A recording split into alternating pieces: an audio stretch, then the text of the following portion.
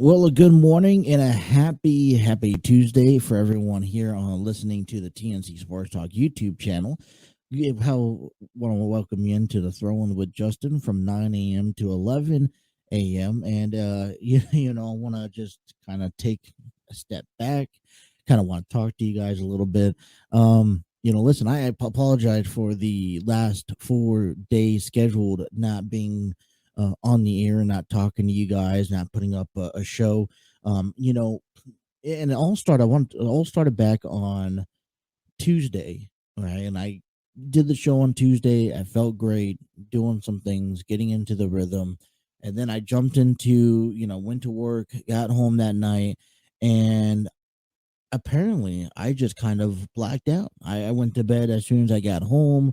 I, just pretty much unresponsive, and from there I was I wasn't feeling good. All right, so I slept all Tuesday night, woke up Wednesday morning, and I woke up and I was just like, man, I'm just not doing the show if I can't function. All right, I didn't have nothing prepared for me, and I just wasn't ready to do a show, so I was a little bummed in myself that I couldn't put on a show on Wednesday morning for you guys, because I was excited to talk about a lot of things. And you know me, I like to make sure that if I come on the air, if I come on and I talk to you guys and you guys listen to me, that I give you guys the absolute best. All right. So, there is a reason why I'm not on. It's either I'm doing something that is occupying the times from 9 a.m. to 11 a.m., or it's trying to do, or if I'm just not able to do it. And when I say when I'm not able to do it, I'm talking about, me either being sick, me not feeling well, me just not having enough to go through with anything. So I like to put my best foot forward. And I like the 9 a.m. to 11 a.m. It gives me a couple hours before work. It gives me a couple hours to sleep in. I don't get home until at least 10 o'clock, if not closer to midnight, with my work schedule. All right. So trying to come home, trying to catch up on sports and trying to catch up on the news and getting a show ready during the day. Trust me, when I'm on my breaks, when I'm on my lunches, you guys could see that I'm taking notes, writing questions down, taking notes for highlights, getting ready for the next week, next day. All right, what are we going to talk about then? But when it comes down to wanting to put the best product out there, that's what I take a lot of pride into. Obviously, Thursday, right? So I wasn't feeling good on Wednesday. When it came down to Thursday, I was sitting here and, I had some obligations I had to meet. All right. Thursday rolled into Friday. Some of those obligations and the appointments I had to go to on Thursday rolled into Friday, and that's kind of finished off the week. Very, very disappointed because I was excited to come on Friday, talk to you guys about football, get you guys ready for the Bengals and Cowboys game and all that stuff. And then, come to yesterday, it was just the same thing as Wednesday for some reason. Just wasn't feeling into it. So, I want to apologize. I want to thank everyone for their patience on, sticking with me. And, woke up this morning.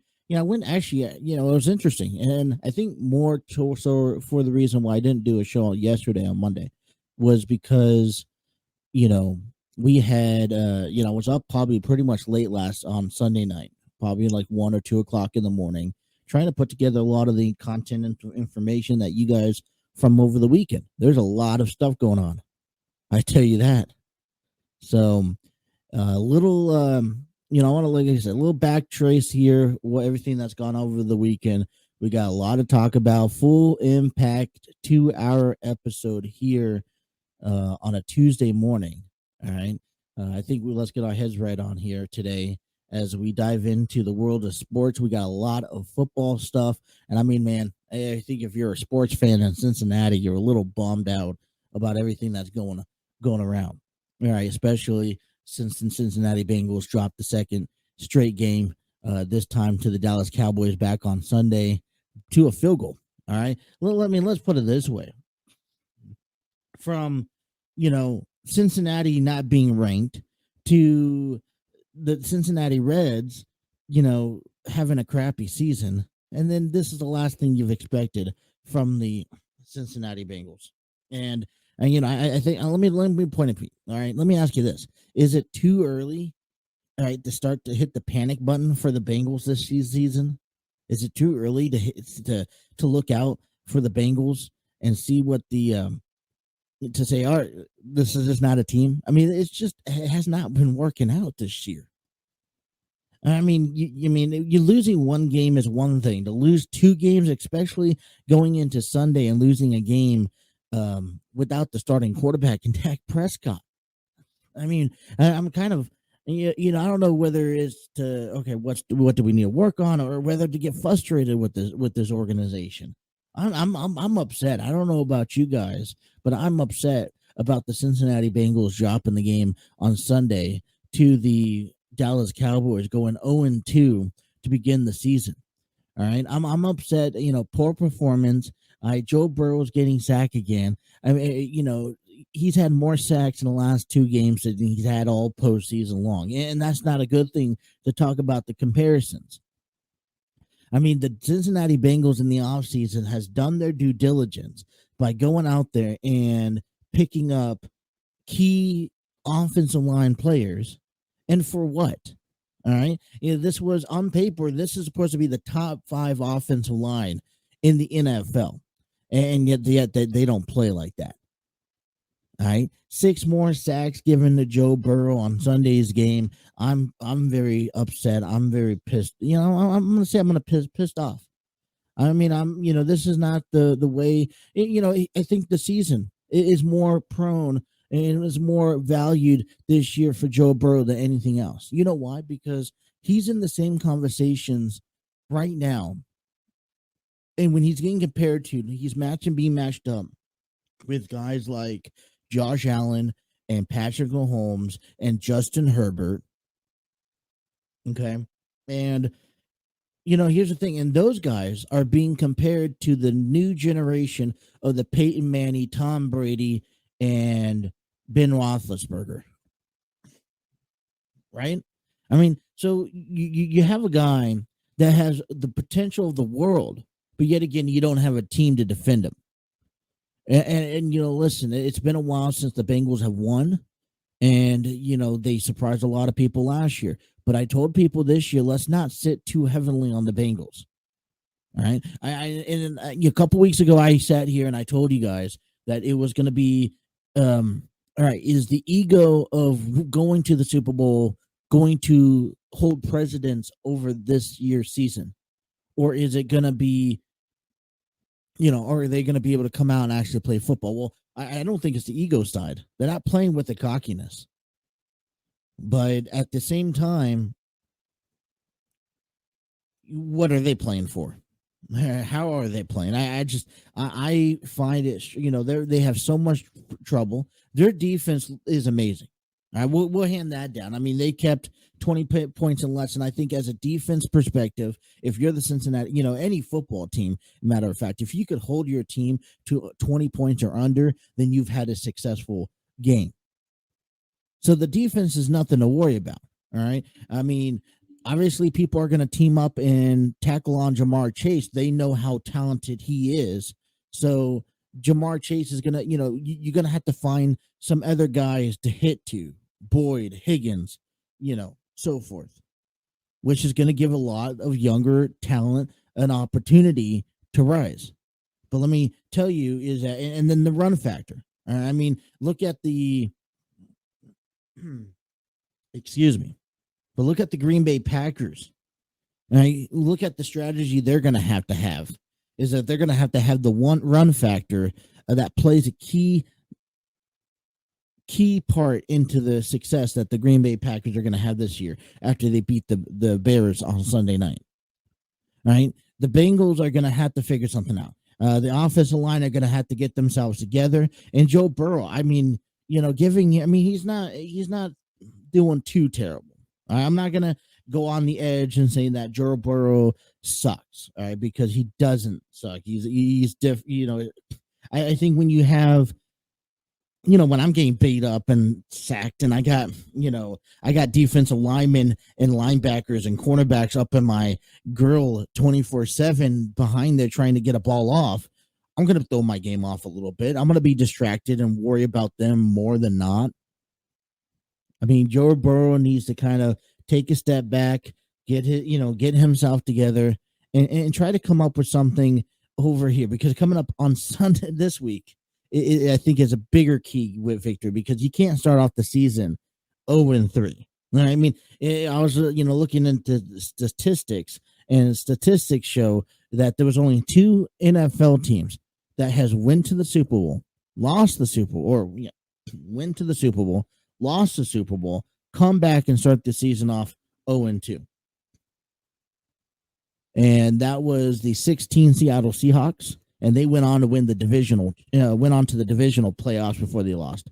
And then that was the 0-2 Rams, where they end up losing, not even making it to the playoffs the following year. I told you guys at the end of last season is that statistics show, all right, statistics show that teams who made it to the Super Bowl that did not win, majority of them do not return to the playoffs. So my biggest fear right now heading into week 3, moving forward, I don't want to prolong. I mean, I still think that the Bengals is a favorite. All right, maybe not in the division. I'm going to stand by my prediction a couple of weeks ago, where we had the Cincinnati Bengals projected to win the AFC West. I will stand by that as and I'm going to eat that. I will own up to that. But when it comes down, right now, the way that we're looking at things, Baltimore Ravens right now, I'm having them favored. I mean, and listen, I'm going to stand by the Bengals still in a solid position to have a wild card opportunity, to host a wild card, at least a wild card slot. But for me, a wild card slot is a step backwards, in my opinion. So we will see. We'll talk a little bit more about that. I want to show highlights today and dive a little bit more deep into it. So we'll talk a little bit more about Bengals football here today. Like I said, a lot of stuff that we should have talked about yesterday, we're talking about today. We'll cover some NFL games over the last 2 weeks. And listen, if you guys are following us over on our Facebook page, I projected the victory, the win for Thursday night football, and I projected my wins on Sunday football, on Sunday games, right, on our TNC Sports Talk Facebook page. So I did not project any wins last night in the NFL Monday Night Football doubleheader. You got the Titans and the Bills and the Vikings and the Eagles. So I do not get credit for any of those games because I did not project them. So I will talk to you about my projections.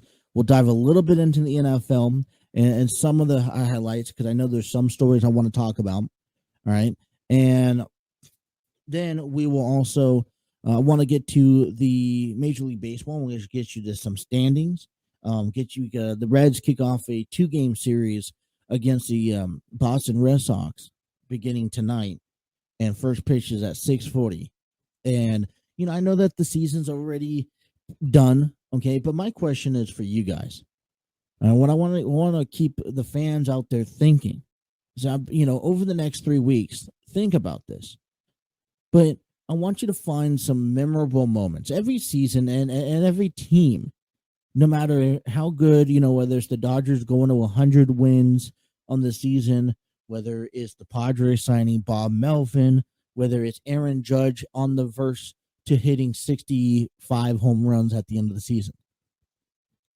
When every team and every season has some positive things that you could walk away.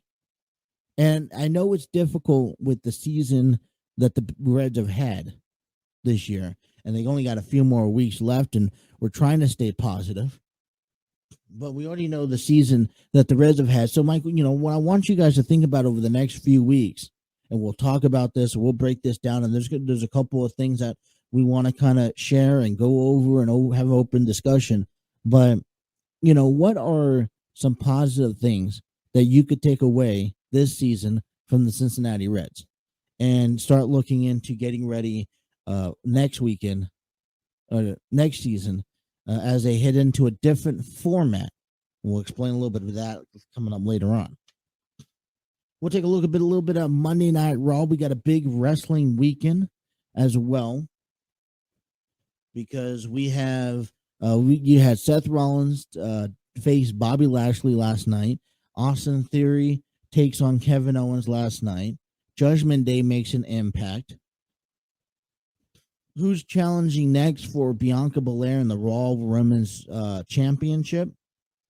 And, big week, right, coming up here tomorrow at AEW Grand Slam. 2 major title matches approaches us. So we'll talk a little bit about that. A couple more questions I want you guys to think about. And, I know it's only been 2 weeks, but for me, I want you guys to think about, and I want you guys to share, if you don't mind, whether it's on Facebook, whether it's on, Twitter, just let me know your thoughts. I want to hear what your thoughts on how they should utilize Braun Strowman. I know he's only returned for 2 weeks, and I know Braun Strowman, he's a monster among men. He's kind of came in, he's dominated, and right now he's working with Alpha Academy, kind of just bulldozing, the going back and forth. I mean, it makes Otis look really good. Being able to back on SmackDown, being able to pick him up and body slam him. I mean, I'll take that any day. But I mean, realistically, what are the expectations for Braun Strowman to return to WWE and for the success that he has?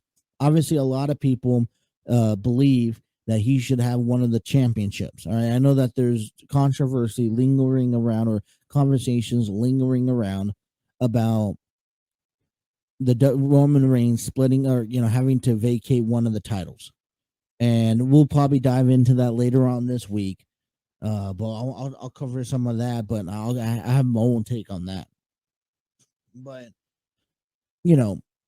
what are the expectations for Roman Reigns, and for Braun Strowman as he comes back and returns to the WWE? What are the expectations for Braun Strowman? What do you expect him to do? How quickly do you expect him to win a title? Maybe some of the favorite matches now since he's returned that you've expected him. All right, so we have a very impactful Tuesday. We'll get you some football coverage. We'll give you highlights and get you ready for the Reds game coming up tonight. And we'll also talk a little bit about wrestling, some college, diving into some local high school stuff, and much more. We'll take a break. We'll come on back here, just getting things started here on a Tuesday. You guys are listening to the Throw-In with Justin here on the TNC Sports Talk YouTube channel.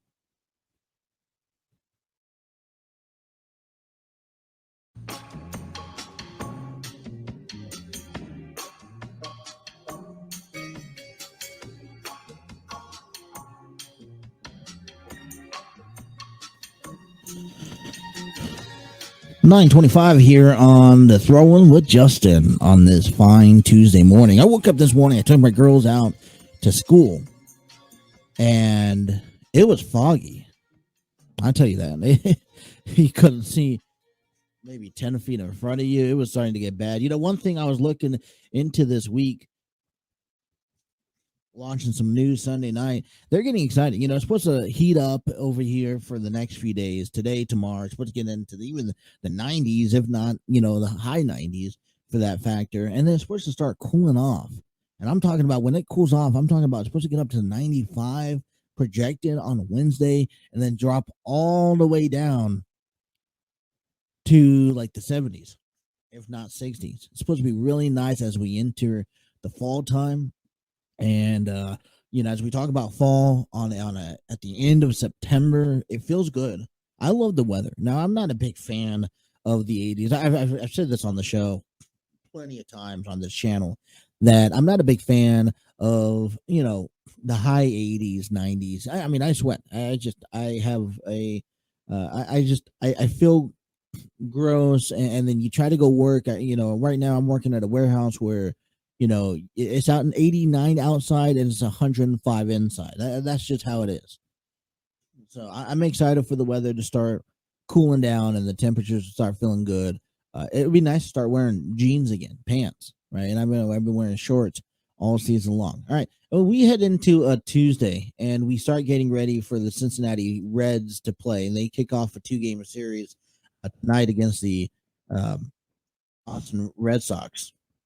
And obviously the season hasn't turned out as planned, and not on top of that is that I've talked to you guys. I like to play spoiler, right? I mean, I would like, I told you guys that, hey, the Reds need to play for pride at the end of September. There's a lot of things that you need to look out for, right? There's a chance for the younger guys to come up and to to make a name for themselves. Obviously there's guys that are veterans. There's veterans that are going to be free agents this year that are looking to build a case and a resume for the off season, right?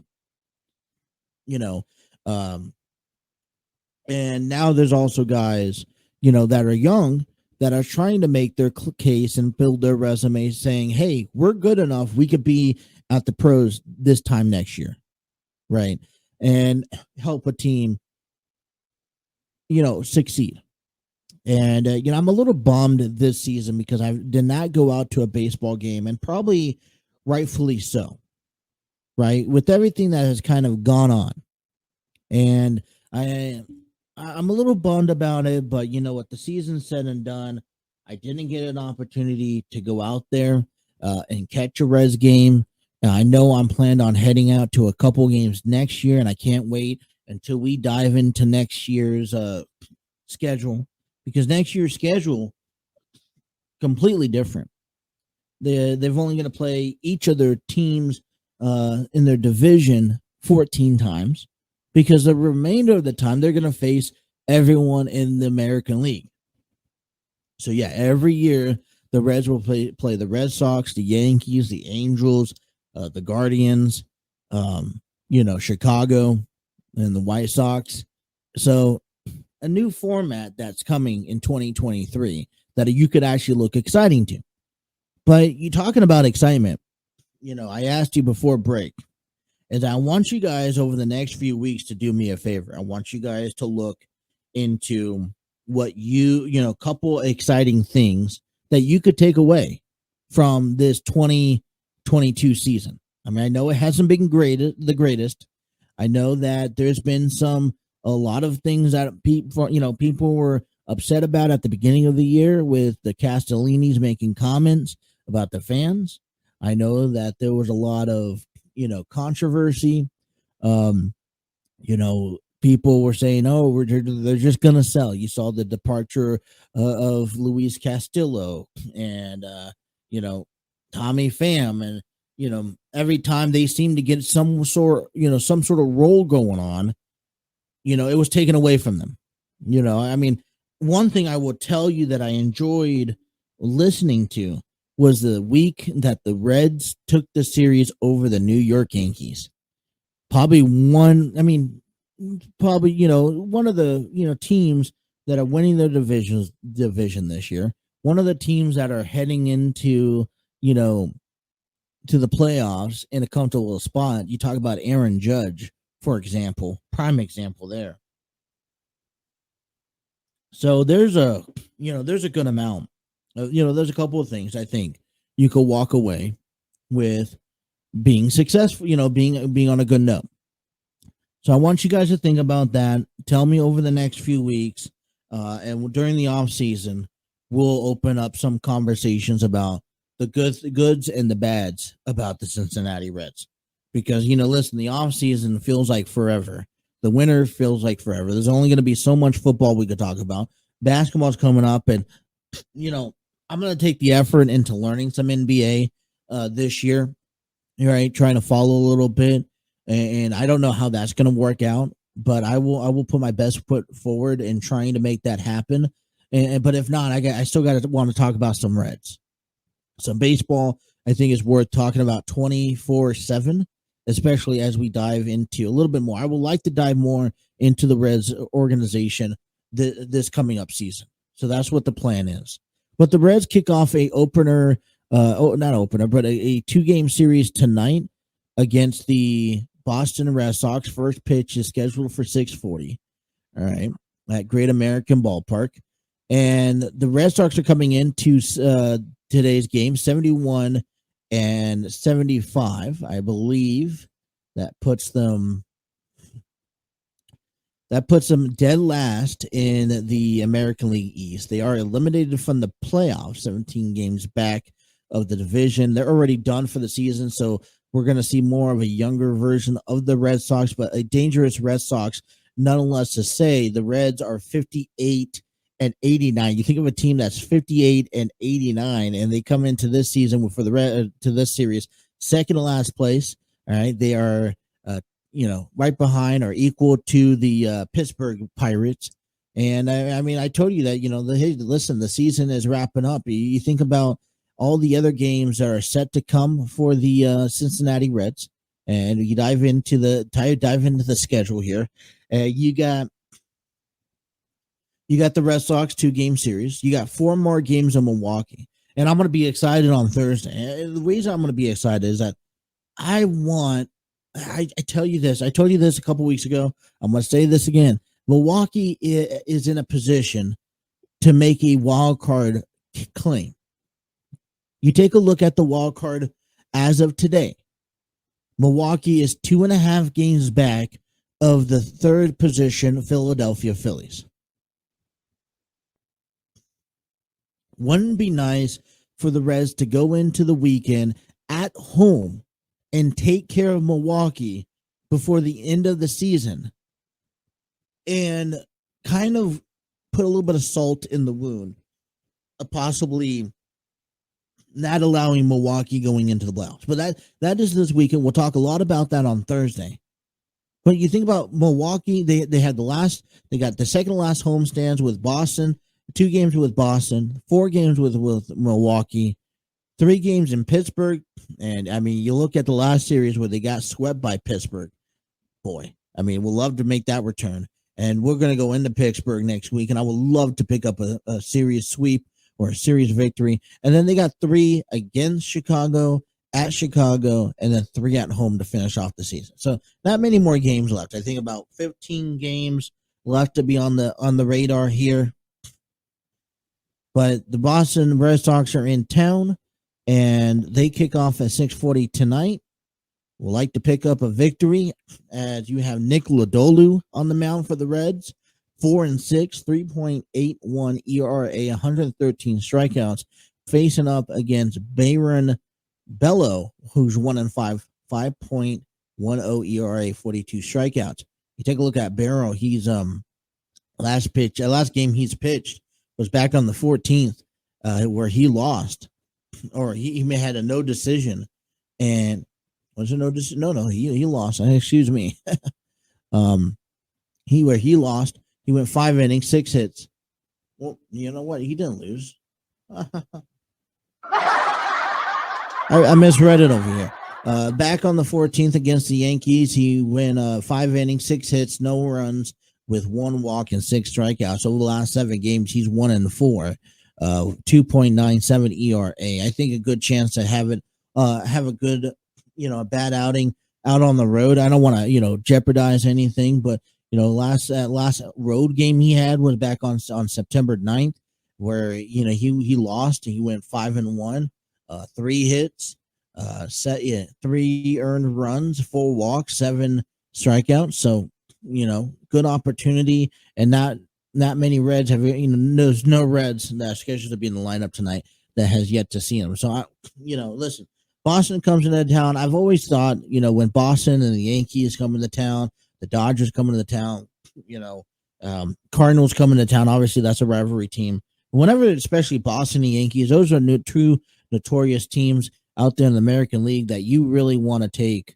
fascination to. So tuning into tonight's game, seeing how the Reds can pull something off, hopefully, with a victory and finishing up the season strong. All right, let's dive into the rest of the season, though. All right, rest of Major League Baseball. I was watching some baseball. Well, matter of fact, I was listening to some baseball just for a little bit yesterday. All right, and you had the Twins, and you had the Guardians, and this is a must-win scenario for the Minnesota Twins. The position that they're at here in the American League Central. Obviously, the wild card is out of the chase. They're about 8.5 games back of Seattle. They still got to go through the White Sox. They still got to go through Baltimore. But right now, it looks like that the position that we're going to be at is if Minnesota wants to win a division, they're going to need some miracles to happen. And right now, they're 73 and 40 and 74. They are just one game under 500. They're about 7 games back of the division, and they're about 9 games away from being eliminated. And Minnesota coming into last night's game, they lost 11-4 against Cleveland. Cleveland wrapping things up. They're going to be headed off to Chicago facing the White Sox in a big 3-game series against the White Sox beginning tonight. White Sox are 76 and 71, 4 games back. So this series could really do some playoff implications. You think about, just a 2-game, series would be, a 3-game series, but a 2-game, series victory. And you could be looking yourself into a possible swap of the division. So things are winding down. Things are heating up. We'll take a look at yesterday in the scores around the Major League Baseball and the standings. That's still all to come. Plus, we still have the NFL to talk about. We'll talk about some Bengals highlight at the top of the hour, all finishing up with how Monday Night Raw ended, and to take a look at a couple of matches looking into AEW Grand Slam, which is Wednesday night. So I'm excited about that. We'll talk some college football as well. Much more still to come, taking you guys up into 11 here on the TNC Sports Talk YouTube channel.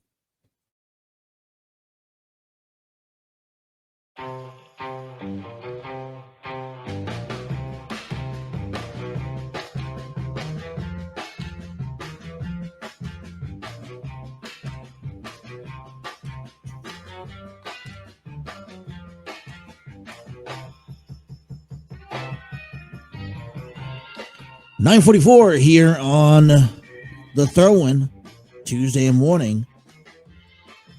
TNC Sports Talk is given to you, in thanks to the StreamYard.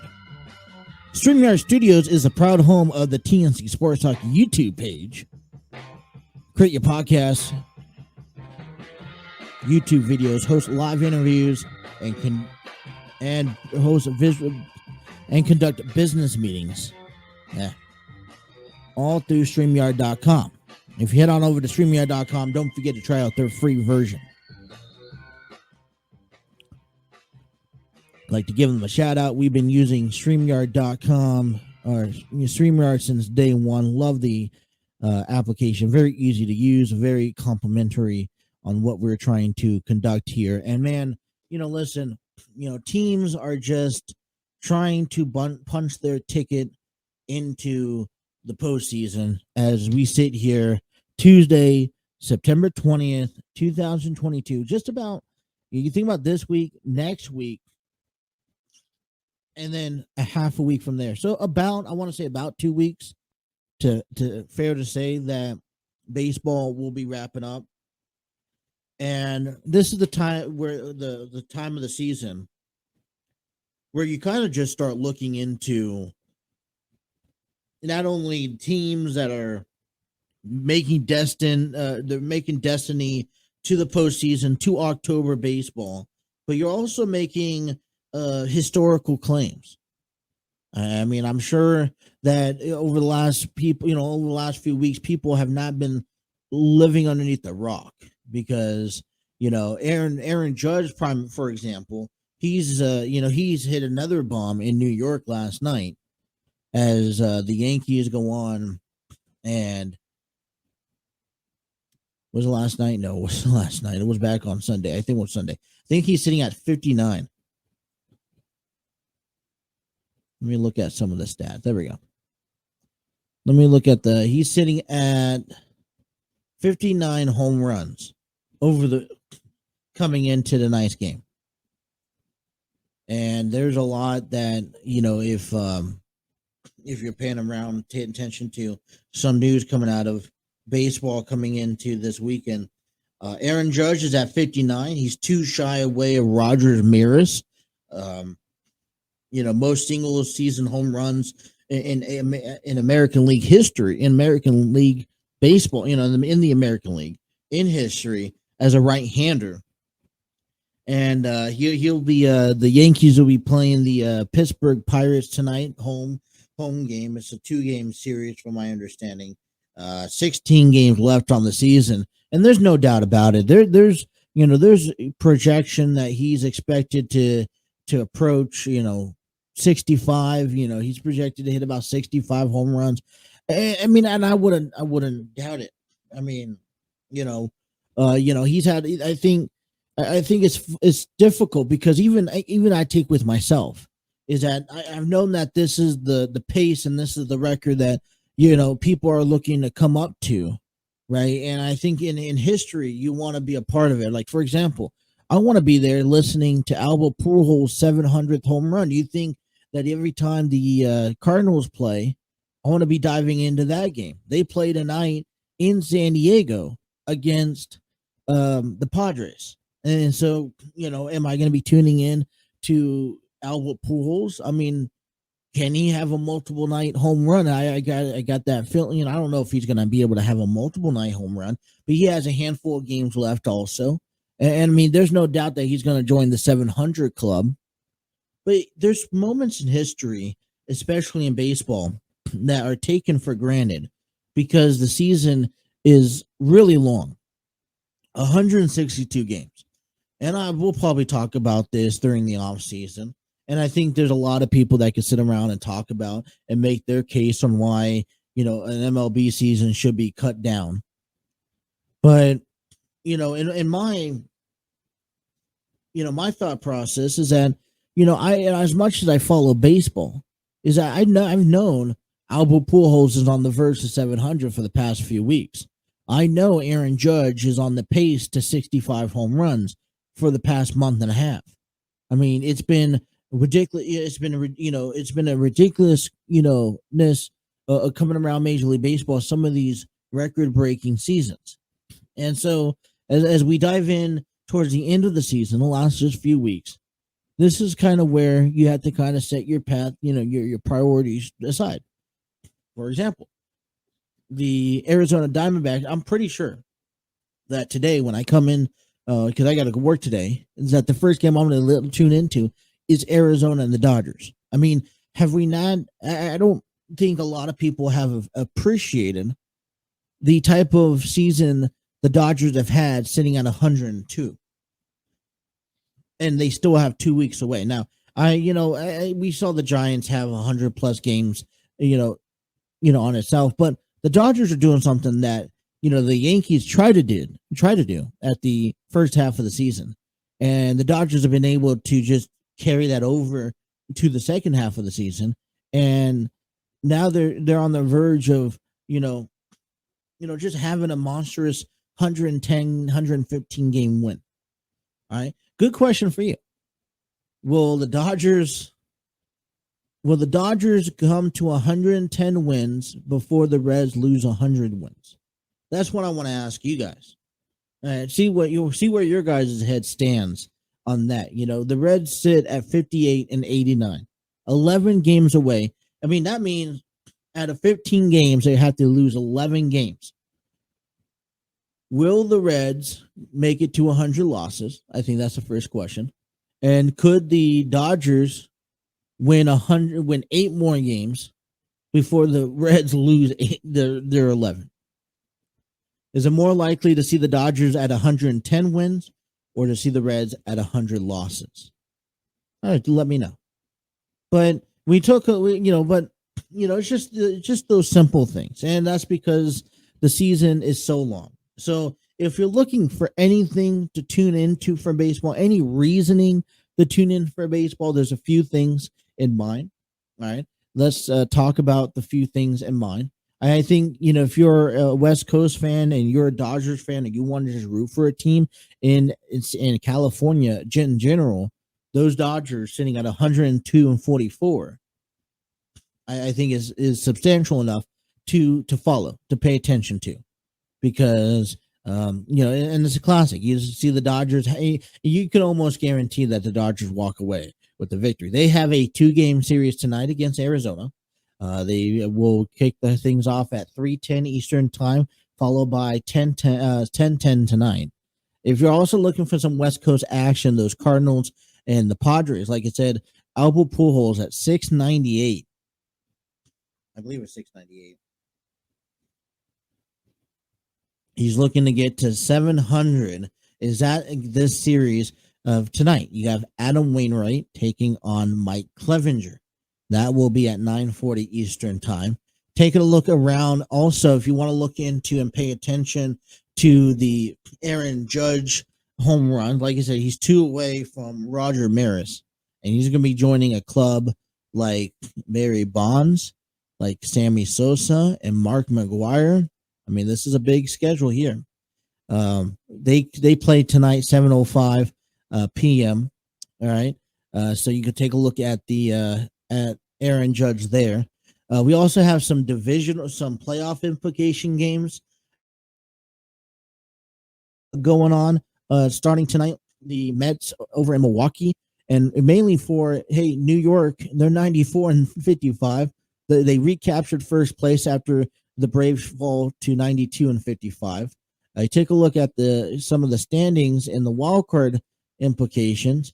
The Mets have clinched the playoff spot, and they just need a couple. They're 1 game ahead of the Braves, so they're looking for divisionals. I gotta, it's going to be one's going to obviously clinch the champion, the East, and the one's going to have the first seed in the wild card, as both of them 90+ wins. But Atlanta sits 11.5 games comfortably above the in the National League wild card. The San Diego Padres 81-66, a half a game above, and Philadelphia Phillies 80-66, right there at that third marker spot. But if you're looking into games for that, the Mets and the Milwaukee's a couple games back. They want to try to hold on and try to surpass either the Phillies or the Padres. They try to do that tonight against the Mets. Every victory counts, and that's why I say that. Hey, listen, you have to. We talked to we talk about every game counts. I mean, Minnesota yesterday dropped 11-4 against the Cleveland Guardians, and now you look into the standings. They move back. The Minnesota Twins move back to 7 games back, and the AL Central is going to come down to the division. There's no doubt about it. It's only going to be whoever wins the division is going to represent the American League Central in the playoffs. But then they lost their game. That's the last game the Twins lost their game against Cleveland, and that's the last game they're going to be playing against Cleveland the rest of the season. So now Chicago, is hosting Cleveland, and Minnesota wants Chicago to win to give them an opportunity. But we'll dive in, but we have some great playoff implication games coming in to tonight. Let's continue here. I got going back and forth between screens. You got the Blue Jays and the Phillies, as the Phillies try to hold on to that third wild card spot as well. And then the Guardians taking on the White Sox, as the White Sox are 4 games back in the Central, trying to close in a neck-and-neck race to walk away with the American League Central Division. Take a look, just a brief rundown into the wild card and the playoff picture as of right now. Houston leads comfortably in the American League, followed by the Yankees and Cleveland. Toronto has a 1.5 game above, is 1.5 games above Tampa Bay, and then Seattle sits comfortably in that third position. And Baltimore, who's only 5 games back in the wild card, followed by the White Sox, who are 5.5 games back. They're looking to impress them, their record, to help their case for the wild card standings, as well as we wind down just about 2 weeks left to baseball. Obviously, the Dodgers won the National League West. They hold they hold a comfortable lead here in the divisional leaders. They also will the Mets are right behind them, followed by the St. Louis Cardinals, who can be wrapping their case up here very shortly. Atlanta Braves, like I mentioned, 11.5 games up. San Diego Padres, a half a game above Philadelphia. Milwaukee trying to look in and trying to capture the playoff spot, just 2.5 games back of Philadelphia. San Francisco is just 10.5 games back. Doesn't look even close that they could catch up. So that is your American League standings there. All right, let's take a break. We're wrapping up hour number 1 here. Want to dive into some football conversations. We'll talk about some Cincinnati Reds. Is it too early after heading into week 3 to press that panic button? Okay. Plus, a lot of injuries going around. Take a look at some college stats and rankings and everything. NFL reports as well. So a lot to come here. Still, hour number 2 coming up next here on the TNC Sports Talk YouTube channel. Right here, coach, trust him. Yep, they're going for it. Out of the gun. The pass down the middle, and it's on target for the first down to Noah Brown. I was saying these two have a lot of practice time together playing on the second squad. That's a gain of 17 on 4th and 2. And this is why I thought they had a chance. You're going to see Noah Brown go up, and everyone's 4th and 2. They're going to stay low, right? Defenders, they're not going to. You saw Turpin right there. Jet sweep, but they really want him to get involved in the slot outside, and I think you'll see that more and more. 12th play of this drive. 2nd and 7 from the 9. His rush looks to the end zone, tosses it, and it's caught by Noah Brown for the touchdown. An opening drive. Inside receiver, Noah Brown. He's been here a while. He has a lot of reps, and he runs right across. Just 39 years young, 4th year. Here's a 2nd and 11. The pressure. Burrow looking for somewhere to go, and Micah Parsons says, I'll take you right here at the 31. Tight end Mitchell Wilcox, and there were some issues. There's Adamitis snapping it back to Huber, and the kick for McPherson is dead center. Good. Still like Lamb right here at the bottom of the screen, 3rd and 9. Yep. Down the middle they go, and it's Noah Brown for the 3rd time. What a combo this has been in this opening quarter. He got away from Eli Apple for 28. Got a 2nd and 10 instead in the final minute of the first quarter. They toss it. Pollard. Pollard finds an opening. Pollard inside the 20. And Pollard down. Is he across? Touchdown, Dallas. He earned it. Can he get it? He's got it. Touchdown, Dallas. I mean, this is really impressive. I did not expect to see the push. Overreaction. Watch that right side. Zach Martin just opens it, and then you see Terrence Steele push Hill 90. Trailing by double digits in the first half. Still, first quarter was 17 seconds to go.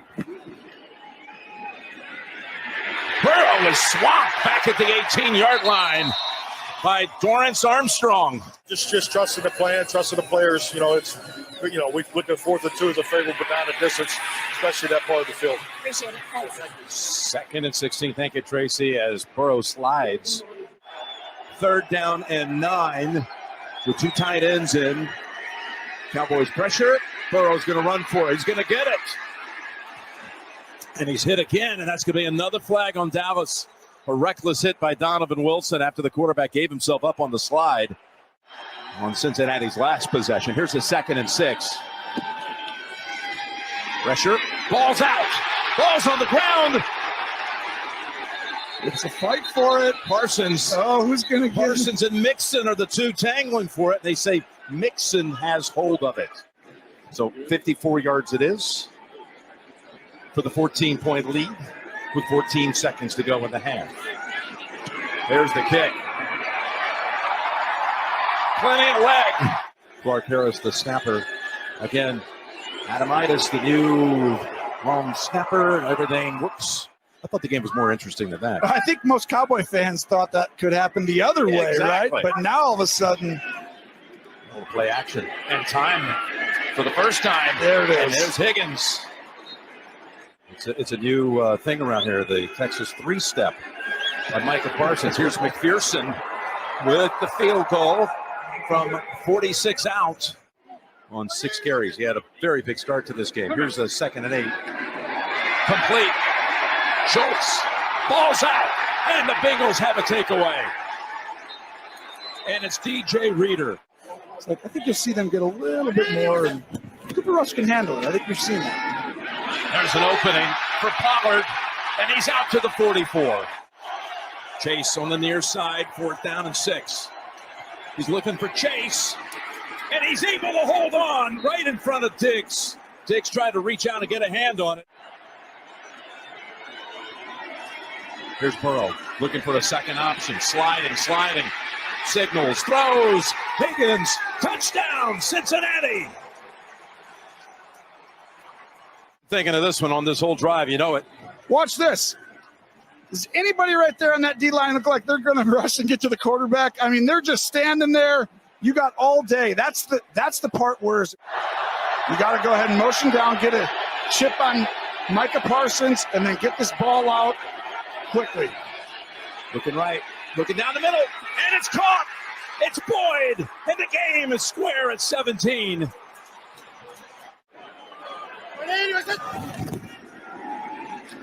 Oh, boy, slow to develop. Hubbard waiting on Elliott. This first play is probably the most important play. Here's Rush. Completes it. So Lamb, we got a flag down in the middle of the field. And downs, that's an interesting, I mean, you can go either way. That's always a discussion. Here's Rush. Ball's wobbling, but it's caught. It's caught by Noah Brown at the 45. The ball was deflected at the line by Logan Wilson. This is 50. Does he do it, Jeff? There it is on the way. Maher's kick. It's good. Cowboys win it. Oh gosh, a little hurt coming into another loss here for the Bengals, and I think one of the things you could take away this game after listening to some of the highlights is the Bengals are just down. They were down the entire game, 14-3 after the first quarter. Cowboys go put up 3 in the second quarter, and then another 3 in the fourth quarter. And the Bengals could only muster, 9 points. Not 9 points, 17 points. And I was actually feeling very, optimistic. Listen, losing to the Pittsburgh Steelers in the fashion way that they did it, did so back in week 1. For me, was just a little a little chip off the shoulder, right? I mean, all right, it was a lot of both teams had trouble kicking field goals at the end of the game. I mean, obviously a game that should have been won by the Bengals last Sunday, and then they come into this game and you felt pretty confident if you were a Bengals fan that, all right, listen, week 1's behind us. We are able to go into Dallas. They don't have Dak Prescott, so that won't be a challenge. And you gotta face a guy of Cooper Rush. And I'm like, for a moment, it's like, Cooper Rush, who is he? Who in the world is Cooper Rush? And yet again, he goes 19 for 31, not the best percentage. He goes 235 yards with 1 touchdown in there. I mean, when you compare him the stats to Joe Burrow, to 24 for 36, I think that's a better output than Cooper's percentage. And then 199 yards with 1 touchdown. Mixon 19 carries, 57 yards. Wasn't the greatest performance by him, Joe Burrow had almost 4 carries with 26 rushing yards, averaging 6.5 in the game. All right. T. Higgins, 71 yards and 6 receptions with a touchdown. Jamar Chase, and I think this is going to be Jamar Chase's issue this season. All right, is that he only goes 5 receptions, 54 yards. Don't expect a lot out of him. All right, this year, especially this year. All right, you have to think about. It's going to be Chase. People are going to team up and say, "All right, let me go after Chase, and let me pair up against Higgins. Let me pair up against Boyd." Which means is that you're going to have to rely on Wilcock. You're going to have to rely on Drew Sample. You're going to have to rely on Hayden Hurst, all right, to do a lot of your catching. And I think there's going to have to be an adjustment. Don't get me wrong. All right, T. Higgins and Jamar Chase and Tyler Boyd, they're going to all have big games, right? They're going to all have an opportunity to make big plays, especially when the big plays are needed to make plays. But right now, all right, we're heading into week 3. All right, these teams aren't stupid. They know, hey, we have to go after and defend, put our best matchups against their best matchups. And right now, their best matchups are 1, 2, and 3. Jamar Chase, T. Higgins, and Tyler Boyd. And, listen, Jamar Chase, T. Higgins, they're going to be at the top of the totem pole each and every week. I think Joe Burrow needs to make that mix and needs to make that understanding that, hey, Hurst needs to step it up. He went 5 receptions, 24 yards. All right. Mitchell Wilcox, 1 reception in the game. All right. Drew Sample, 1 reception, -4 yards. So one key issue is that the Bengals need, especially Joe Burrow, he needs to start making and getting through to these younger guys. These guys are not named, right? That you don't go into the roster and say, hey, I know that guy. He's been with the team. Or, he's a solid prospect, whatever the case may be. Joe Burrows needs to get to them and say, hey, listen, I got these 1, 2, and 3 guys that are going to be defended each and every time. You know what that means? Is that they're not going to put the best blockers on you. You got to get open, all right? Because it's going to come to you to make the simple plays, the simple catches to get us down the field. So take advantage of the opportunity that is given to you. That's why I say with the receivers, all right? You also look at, fumbles. Joe Burrow had a fumble, right? We looked a lot better, obviously, out of our special teams unit. Defensive always solid. Back to that offensive line. Another 6 sacks. It is kind of like you want to sit there and just vomit, because everything that took place last season, once again, is taking place in the first 2 weeks alone. And you lost not 1, but now 2 games, in games that, you should have had a comfortable lead in. All right, okay, like I said, let's go back to week 1. I understand the first game against the Pittsburgh Steelers. All right, it was kind of a back and forth game. You couldn't kick the game-winning field goal. You should have won the game. You didn't win the game. Right, when you cost the team to go into overtime, which then you miss other opportunities. So there was just missed opportunities. The Bengals coming into week 2. Right, you play catch up from game 1, from the first quarter. 4th down, 14-3. It makes it the team, it makes it difficult. And it's great. Listen, Joe Burrow can sit there and make a comeback all he wants. And I think it shows the gut and willingness that they could play all 4 quarters. But it's one thing to try to make a comeback. It's another thing to actually get over the hump. And so if you're sitting here, you take diving into, the whole Bengals, conspiracy, listen, I want the Bengals to play just as good as anyone else. I will love to see, I told you guys at the beginning of the season, I told you guys at the end of last season that, season 2 is where it's at. I've been telling people I've talked to all the time that season 2, that this season here is more important than last year. Right? It's one thing to make it to the playoffs. It's one thing to make it to the Super Bowl, but it's another thing to be able to repeat it. All right, there's very few teams. Tom Brady's one of them.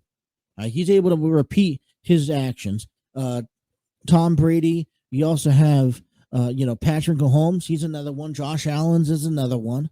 Aaron Rodgers. So if you want to be considered among the list of greats like Mahomes and an Allen and a Brady, then you have to be able to make a repeat back at it.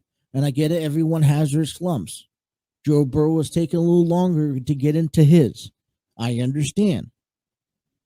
But the simple things need to be accomplished.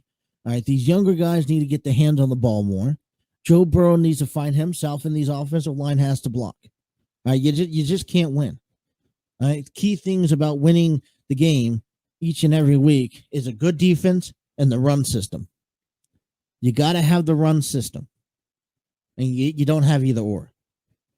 So very disappointed. Nothing too out of the normal here. Yeah, everything looks pretty good when it comes down to injury reports. So, listen, we're heading into week number 3. All right, we're 0-2. We're going to head over to New York and face the Jets. The Jets, by the way, who won back on Sunday. Very impressive. All right, come back and beat the Cleveland Browns, which, I'm actually happy for them.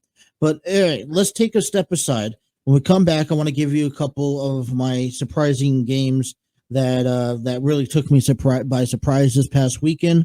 And then we'll talk a little bit about college football. I want to talk a little bit about high school football as well, just because some things that came across my table I cannot miss. Still a lot more to come. Taking you guys up into 11 here on the TNC Sports Talk YouTube channel.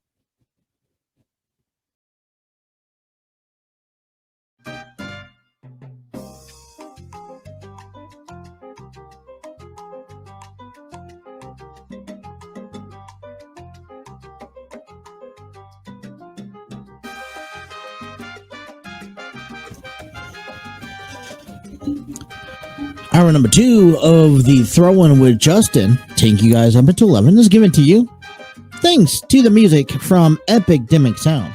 Discover your world-class artists, composers, and bands. Find the perfect soundtrack and give your social media accounts the music they deserve.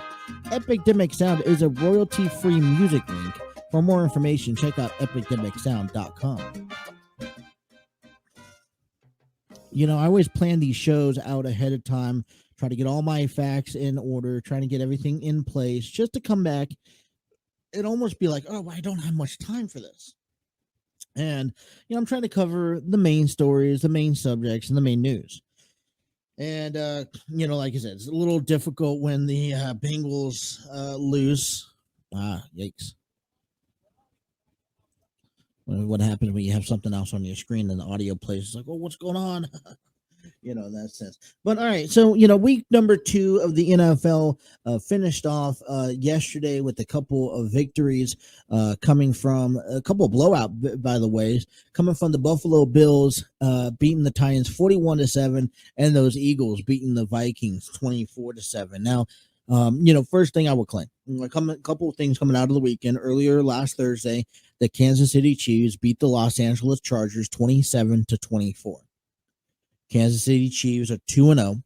In my impression, the Chiefs' victory was, that was already the first primetime game of the 2022 season. When I think of primetime games, I'm talking about Thursday Night Football being an important game because you don't see a lot of those, right?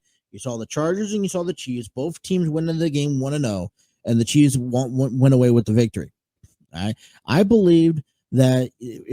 felt that it was a more important victory for the Chargers to have in Kansas City. They came up short. Now, it just argues, and it comes to the conclusion of my argument, that Kansas City and the Buffalo Bills is an automatic statement that they are the team to beat, and they are the best teams in the NFL as of right now. All right. There's no other team in the NFL right now, not the Bengals, not the Buccaneers, not the Los Angeles Rams. The Chiefs and the Bills are the 2 primetime teams in the NFL this season. If you're facing the Bills or the Chiefs this year, you are an honorary of, hey, I got to beat them. If you beat the Bucks, you beat the Bucks. It is what it is, right? It's nothing special. If you beat Aaron Rodgers and the Green Bay Packers, you beat the Aaron Rodgers and the Green Bay Packers. But if you beat the Bills or you beat the Chiefs this season, man, you got something special going on there. All right, you did something nice. So those are the two outcomes over last night game. I don't feel like there's not much to get into, at least not into today. Each and every week. Last week I came on here and I told you that, any given Sunday is back. Right? We saw a lot of upsets. And, there was some more upsets today, last week. But there was a lot of things going on this past weekend. I mean, are you surprised where we take a look around the AFC North, right? Because, obviously we know that the Bengals lost, right? And I think we're upset about that, and we're kind of wondering if we should hit the panic button or not. I don't think so quite yet. And the only reason why I don't think so is because everyone else in the North lost last week. You got you had the Miami Dolphins coming back and beating the Baltimore Ravens coming after having a 20-point deficit. They beat them 42 to 38. The New York Jets come back from behind, beating the Cleveland Browns 31-30. And then the New England Patriots, all right, Bill Belichick beat the Pittsburgh Steelers in 17-24. And where do I start among that? Well, let me start off. I mean, I told you that I don't believe nothing in Cleveland. I absolutely don't think that the Cleveland Browns have anything to do this season whatsoever. They didn't go out and get themselves a quarterback. They went out and actually invested into a quarterback that won't come back until Thanksgiving. Well, I'm sorry to say this. I think it's a little too late and a little too long for that. Take a look at Pittsburgh. All right. Mitchell Trubisky didn't have a bad game 2 weeks ago. And I don't think that he had a terrible game back on Sunday against the Patriots. And I chose the Steelers to win. Now, I was giving them a little benefit of the doubt because Bill Belichick was so set 2 weeks ago on going into Miami and beating the Dolphins, and they get lost. But maybe I oversold myself against Pittsburgh because the first home game, throughout the entire game, you heard Kenny Pickett and Pickett chants. Now, the Steelers, listen, I don't know what they're going to have this year. I don't know if I feel like they're about a 500 ball club. I don't know about you, but I feel like they're a 500 ball club. And I just don't know if they have enough what it takes, especially through the dynamic. Now, are you planning on sticking with Mitchell Trubisky the entire season? Or is when the going gets rough, are you going to throw Kenny Pickett out there? You see, you drafted Pickett. There's not a quarterback that gets drafted lately that sits on the bench the entire season. So at some point this year, you are going to see Pickett in the game, starting games. What happens if the Steelers are good? All right. I mean, I highly doubt it. All right. I mean, I like I said, 500 ball club at best. Anything more surprises me. But the one that really shocks me and gets my attention, okay, is Lamar Jackson and the Baltimore Ravens. Now, yeah, they're given the fact that they lost. Okay, 42-38. Lamar Jackson runs to a quarterback record 100 yards rushing game thanks to a career-long 79-yard touchdown. That surpasses him with 11 games with 100 yards rushing or more. Surpasses Michael Vick. You think about, and you talk about coming into this season. Now, Ravens were kind of a quiet team last year. They kind of stayed on the down low. Now, given Lamar Jackson wasn't 100%, there was still plenty of stuff that, they didn't really make an impact. They missed the playoffs. I know that this year is the year that Lamar Jackson should want to have to play well. Listen, he hasn't negotiated a contract extension. All right. If he's going to become a free agent here soon, maybe he wants to go to a different team. I don't see that happening. I think that the Ravens, they have the money. They will give him the money. They just don't want to. I don't think the Ravens want to invest into an injury. All right, there's so many quarterbacks. I mean, they don't want to repeat Joe Flacco. But I like the Baltimore Ravens. I've already said, you know, and I said this at the beginning of the show. I predicted that the Bengals winning the AFC North, not by a lot. Okay, I still watch out for the Baltimore Ravens and Lamar Jackson. I think Lamar Jackson this year has a comeback year. I think the Ravens go back to the playoffs.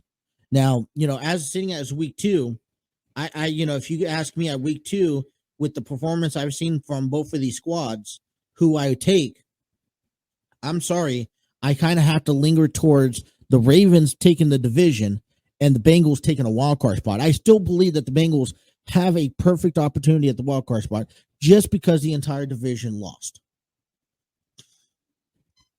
Let's not forget about the Giants going 0-2 on the season.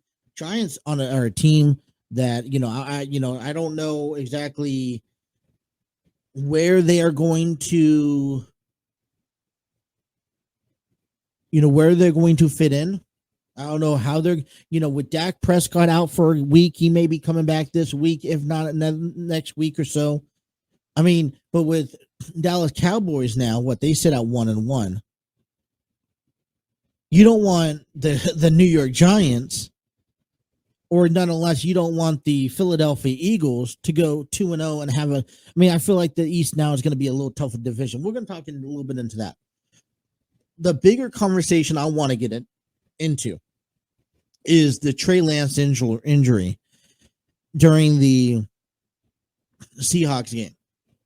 Now, I was complexing this or a injury or the incident that happened between New Orleans and Tampa Bay. We'll break that down because I want to sit on that because, okay, New Orleans and Tampa Bay game, they had a fight on Sunday. I thought that was a really good fight. I really enjoyed it.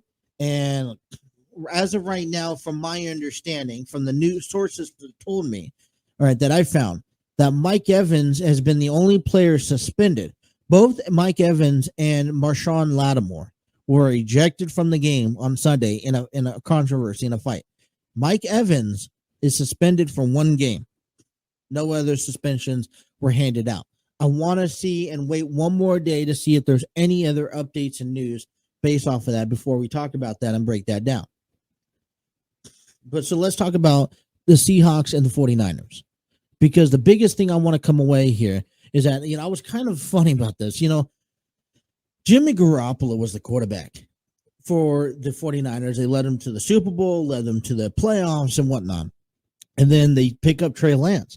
And I don't know what people see in Trey Lance. Now, for me, it's the same reason why I don't see Joe Burrow as a top 5 quarterback. It's because I haven't seen enough of Burrow.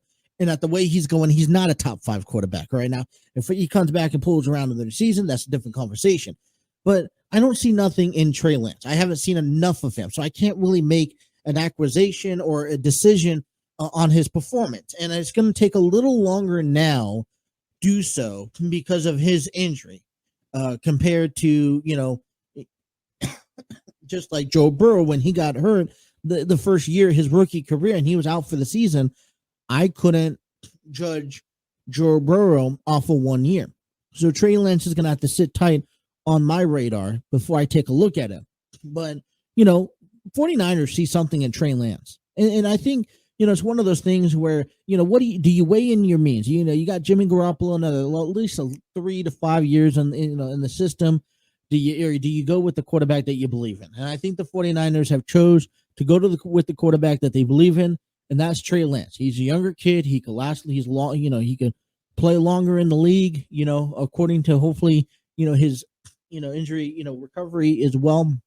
And I'm not one to ever wish anyone, you know, a terrible recovery, you know. So I wish, you know, Trey Lance a speedy recovery. I want the competition, but there was a little saltiness at the beginning of the season when you find out that Jimmy Garoppolo comes back as a backup quarterback. Now, I believe that Jimmy Garoppolo is a starting quarterback. I personally believe that. And, you know, listen, that is just the design of the nature here. And, you know, he got shopped around. But here's the difference is that when you look for starting quarterbacks, you have to look and seal your starting quarterback position in March and in April, just because, all right, just because of the simple underestimating position that, hey, if if it's a new quarterback, they got to come in, they got to learn the playbook, they got to make adjustments to the scheme. You got to start learning your players, you got to start learning your coaches and acclimate to them. So there's a process as a quarterback. And don't think that any quarterback could just walk into an NFL team and say, all right, give me the ball. I know exactly what you're running. It doesn't happen that way. What happens is that you have to get yourself acclimated. It takes a couple weeks. It takes a couple months. So during the off season, teams will pick out either quarterbacks by April or March or April. And therefore, you go out and you sign your quarterback, and there you have it. When Jimmy Garoppolo goes in the market during the preseason, no one wants him. And why would Jimmy Garoppolo want to go to Pittsburgh? Pittsburgh is already invested in the Kenny Pickett and Mitchell Trubisky. You got Atlanta trying to rebuild. They're not going to go waste money into a quarterback in Jimmy Garoppolo. Cleveland Browns. The problem with Cleveland Browns is that it works well for 12 weeks, but then when Deshaun Watson comes back, who's going to be the starting quarterback? All right. So I think that staying with San Francisco was a fair decision, especially if you're going to be a backup. You already know everything, and you could definitely work with San Francisco. The problem I have, and it's like, all right, I just felt that he was a starting quarterback. And now, it's a little bittersweet, not to be mean to Trey Lance, but getting hurt kind of gives Jimmy Garoppolo, because Trey Lance wasn't all that pleased hearing that Garoppolo comes back. 2 weeks into it, he gets hurt. He's going to be out for the season. And Jimmy Garoppolo, hey, this is some big boy shoes you got to fill. And this is the year that you have to do it, because if you lead the team back to the playoffs, you force the 49ers to have to reconsider their decision on what the outcome of the future of the 49ers franchise is. Plus, on top of that, if not, you're making your case in this offseason for teams who need quarterbacks next year. So, Jimmy Garoppolo, you wanted your opportunity. Here it is. Go out and make a name for yourself. If you don't succeed, then you're just proving the 49ers are correct. You probably go on free agency next year, and good luck finding a football team. You most likely will, just it's not going to be right away. If you go on and make it to the playoffs, hell, make it back to the Super Bowl. I mean, right now, this entire NFC conference is wide open. Then you have an opportunity. Then you're really just proving San Francisco wrong, and you're giving NFL teams a chance to look at you and decide, hey, do I want him in the offseason? So we'll talk a little bit more about that tomorrow. I know we talked a lot about football, the Bengals. We'll talk about some more football tomorrow as we wrap up week number 2. I was going to get into some college, and I was going to get into some high school football, but there's some wrestling I want to talk about. I do. So we're going to have to put all that stuff on hold for another day. We'll come back tomorrow. It's only got 2 hours here. We're wrapping up our show on a Tuesday. So we'll take our last break of the morning. We'll come back. We'll talk some Monday Night Raw. We'll talk about what's expected to happen this week and all that still to come. Thank you guys for tuning into the Throwing with Justin here on the TNC Sports Talk YouTube channel.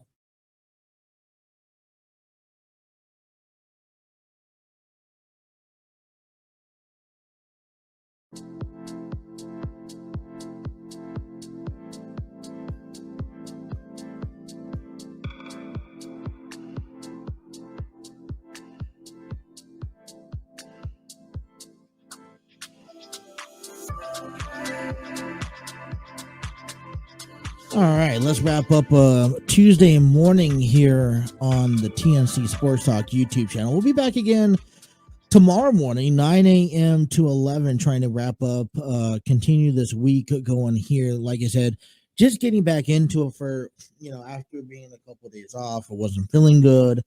And I just, between not feeling good and things I had to take care of, priorities had that lingered into the weekend. It feels a little off, when you miss about 4 or 5 days of sports talk and you come back on a Tuesday, you're trying to catch up with everything that's going on, and a lot of big news coming out of the week. And I kind of want to wrap up that really fast because we have a big week ahead of us, and a couple of stories I wanted you to think about as we get into the conversation this week about what's going on in the world of professional wrestling. I always love to make time, 1-2 segments, and lately it's usually been the end of the show, but professional wrestling is kind of the key home of what we talk about here, and we've established ourselves over the last several months into other sports like football and baseball and just local Cincinnati news, and we'll cover more local Cincinnati news coming into the tomorrow show. I have college football and high school football I really want to get to before we head into the weekend. But listen, coming out last Friday, last Saturday, matter of fact, Logan Paul challenges Roman Reigns to a match at Crown Jewel. I was talking when this news broke down. I was talking to a former colleague of mine on this program about it, and I told him it's simple. Listen, I don't mind the match. All right, I don't have a problem with it. All right, after the last couple of matches this year that Logan Paul has had, I think it's a good. I think he's deserved it. Okay, for a Logan Paul standpoint. And there's no doubt about it. I think that Logan Paul is going to give him a run for his money. And actually, I kind of want to just bring up these messages here. So he was talking about it, and opinions on Logan Paul, Roman Reigns for Crown Jewel. I was like, not excited, to be honest. I'm not really that excited. I mean, and he was like, the way I see it, it's something new and fresh. And I was like, the way I see it, new and fresh, yes, absolutely. But this is where Roman Reigns is at in his career and his title reign, is that every opponent from that is coming up and facing him or challenging him needs to be an opponent that you can possibly see as one who can actually dethrone Roman Reigns. And you got to really ask yourself, does Logan Paul have what it takes to dethrone Roman Reigns? Okay. One, do you see the titles being put on Logan Paul? All right. Do you see Logan Paul being the one out of the last 2 years? No one's been able to stop Roman Reigns. So is Logan Paul the guy, really? And on top of that, do they really do that at Crown Jewels? See, Roman Reigns hasn't lost a match, and he makes selective appearances. So when you factor in, you kind of already know coming into this match what the outcome is going to be, at least for the match purposes. Now, now Austin Theory still has an opportunity at catching in the Money in the Bank contract, but his hands are pretty full with Johnny Gargano. So, yes, it's new. Yes, it's fresh. Am I excited about it? Not really, just because where Roman Reigns is at in his title run, it doesn't call for it. But for a guy like Logan Paul, this does a lot for his career. It's not about winning or losing matches. It's about what you do inside the ring. It's about how good, it's going to take a look. You take a look at Roman Reigns and how well he's going to be able to make Logan Paul look good. And then Logan Paul, this is a test of time. Can Logan Paul deal with handle the big dog? He won it in a match this year at WrestleMania. He won against The Miz. So this is, for both men, this is a test, but not for the match itself, or not for the purpose of the match. So, not too big. Other news coming out, Karrion Kross was also officially released after he requested his release from WWE. He says he's going to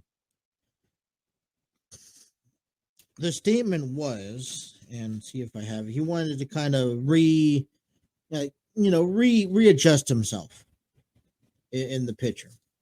And so he was going to take some time off, take care of himself and family. There's rumors and speculations that a possible WWE return is forth, and I wouldn't be surprised to see it.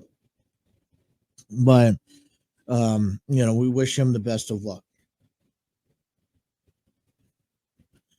All right, but, we take a look in. That was just some of the things that came in throughout the weekend. A little recap from Friday. Ronda Rousey, Liv Morgan set place to have a SmackDown Women's Championship match at Extreme Rules.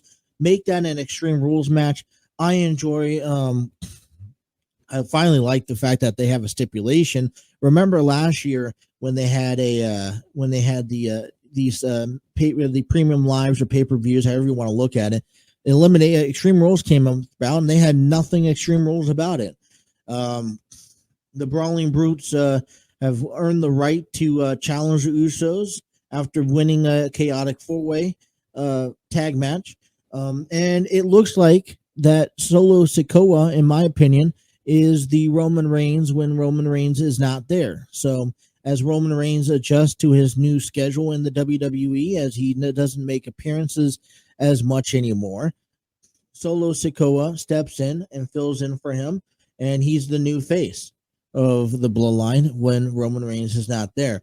I'm going to be paying attention. I think something you should pay attention to that is see if that causes a feud between Solo Sikoa and Roman Reigns later on down the road. All right. Over, a couple of things coming out of this week. We knew we had a big Monday Night Raw last night where we had Seth Rollins, Bobby Lashley defending his United States Championship against Seth Rollins. Kicking off Monday Night Raw, and a title match is on a regular show. I think you could kind of put 2 and 2 together, especially the fact that over the past few years, over the past few months, weeks, they've been making the United States Championship and the Intercontinental Championship the primary on each show. So, it wasn't a bad match. I got a chance to sit down, watch that match, and I think there's more going on between Seth Rollins and Matt Riddle that it kind of took away a good finish to this title match. Bobby Lashley retaining the title, but obviously this feud between Seth Rollins and Matt Riddle continues. Now, here's what I want to see: Extreme Rules is coming up, Crown Jewel is coming up, and I think it's right to claim that that this needs to take it up a notch. They had a match, Seth Rollins won. Obviously, now things are getting more personal inside this feud. I would like to see an Extreme Rules, a steel cage, an I Quit match, stretcher match, and with this whole new dynamic of professional wrestling coming through this new era, or the Triple H era, I think we could see something be creative. I will say as far as that. Also coming out of the Judgment Day, I felt the Judgment Day also got a chance to re-highlight Monday Night Raw, like they've done last week. They kind of also took over a couple segments here and there from different, and when all of them are involved in the matches, they had the tag team match earlier, throughout the night. What I will say here is one thing that I want to talk a little bit more later on this week is about this, reinventing the women's wrestling in the WWE, getting more creative. And, I sat on this throughout the week when Io Sky and Dakota Kai won the women's tag team championships last Monday night, is that Aaliyah and Raquel Rodriguez did a great job. But as you're trying to build a division, a women's division, and you're trying to build the tag team division in the women's world, you have to, honestly, put the titles on someone that are going to be able to represent it. And since Bayley, Io Sky, and Dakota Kai are all making their, presence known, why not put it on them? Love the controversy. Obviously, Alexa Bliss, Bailey overcomes Alexa Bliss, challenges Bianca Belair to a match at Extreme Rules. And so we're starting to now see this shape and form. And I think a lot of people underestimate Bailey and what she's capable of doing it. And so we'll talk a little bit more about Bailey, about that trio fraction. That's coming up. We'll have a lot more to talk about tomorrow as we wrap up the end of the show. Don't also tomorrow to talk about, because we have a big AEW Dynamite Grand Slam, as we have 2 title matches on the line, all coming out of with Claudio and John Moxley and Bryan Danielson. That's all still to come. I know that also coming up this week is Brody King challenges Darby Allin and Sting to a no DQ match against the House of Black. So I know that shows is going to be pretty invasive. So big week in professional wrestling, kicked off on Monday. I got to tell you, I enjoyed Monday's show on Monday Night Raw for what I was able to watch. Can't wait to watch a little bit more, break down a little bit more. So a couple of questions lingering that we'll cover later on this week. Like I said, think about it. Women's division, raising up to the level. We'll talk about some more football. Braun Strowman and where he's going with the WWE. In the WWE, as we get closer to Extreme Rules coming up here in just a few weeks. Major League Baseball and the playoff race coming into today, and all that fun stuff. Tuesday, right around already here, and I'm ready to go. Anyways, that's going to wrap up our show. I hope you guys enjoyed it. I know I did. And you guys have yourself a wonderful Tuesday, and we'll see you guys back again tomorrow, 9 a.m. You guys take care. Thank you guys for listening to The Throw In with Justin right here on the TNC Sports Talk YouTube channel.